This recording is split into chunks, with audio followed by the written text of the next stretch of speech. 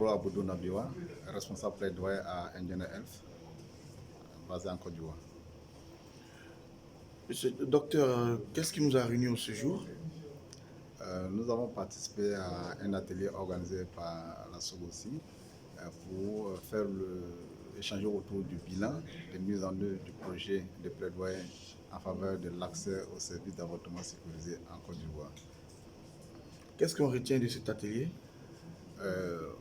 Au sortir de cet atelier, nous retenons le fait que un certain nombre d'activités ont été effectivement planifiées et réalisées et qui militent en faveur de l'accès aux services d'avortement sécurisé en Côte d'Ivoire sur différents plans. Au niveau du renforcement des capacités des acteurs de terrain, notamment les prestataires, sur les pratiques en matière d'avortement sécurisé, au niveau de l'implantation d'un certain nombre de sections de la SOGOSI à l'intérieur du pays, et également en termes de communication pour faire avancer les échanges, les discussions, le débat sur l'avortement sécurisé. Et il y a aussi des actions qui sont effectivement prévues qui vont, si elles sont mises en œuvre, contribuer à faire avancer le cadre légal en matière d'avortement sécurisé en Côte d'Ivoire. Au regard de ce qui a été prévu, ce qui a été réalisé, il ressort de dire, il revient effectivement de constater qu'il y a au moins plus de 80% des activités qui ont été mises en œuvre sur le terrain.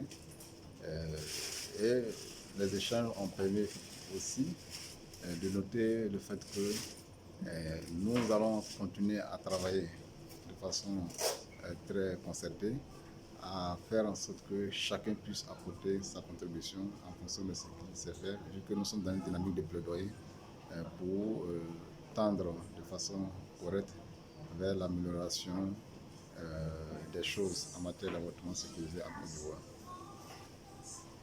Oui, je suis Mme Argo Béatrice, représentant le directeur du programme Santé Mère-Enfant. Et puis, ce que nous retenons vraiment que nous déplorons, c'est que vraiment nous voulons vraiment l'avancée du projet de loi qui a été encore rejeté. Et nous vous demandons si vraiment que nous nous unissons pour pouvoir aller de l'avant et tenir, ne pas baisser les bras pour que ce projet-là naisse un jour.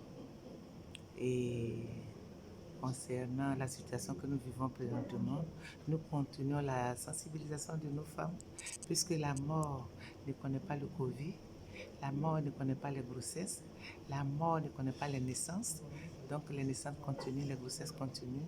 Et nous sommes obligés de continuer nos sensibilisations pour que nos femmes vraiment fréquentent nos hôpitaux pour ne pas faire de restrictions en disant non, comme il y a Covid, nous n'allons plus à l'hôpital.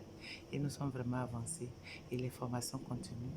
Et nos prestataires, ils aussi ont les informations pour pouvoir continuer et donner tout le bien d'eux-mêmes et puis rendre nos prestations agréables aux bénéficiaires qui sont nos femmes. Je suis le professeur Guy Privat, vice-président de la Société de gynécologie obstétrique de Côte d'Ivoire et coordonnateur du projet avortement sécurisé. Alors, notre rencontre d'aujourd'hui avait pour objectif de parler donc de la loi sur la santé de la reproduction. Et cette rencontre s'est faite aujourd'hui avec les membres du comité de pilotage sur le plaidoyer pour l'avortement sécurisé. Je pense que cette réunion a permis de voir un peu quelles sont les difficultés que nous rencontrons sur le terrain pour le plaidoyer, compte tenu des lois qui sont votées par le gouvernement et compte tenu de ces lois-là, quelle stratégie nous devons mener pour avancer et, comme nous le disons, aboutir à des avortements sécurisés, malheureusement parce qu'on sait que les avortements clandestins sont nombreux et c'est une des causes de mortalité maternelle. l'impact de ce comité de pilotage-là.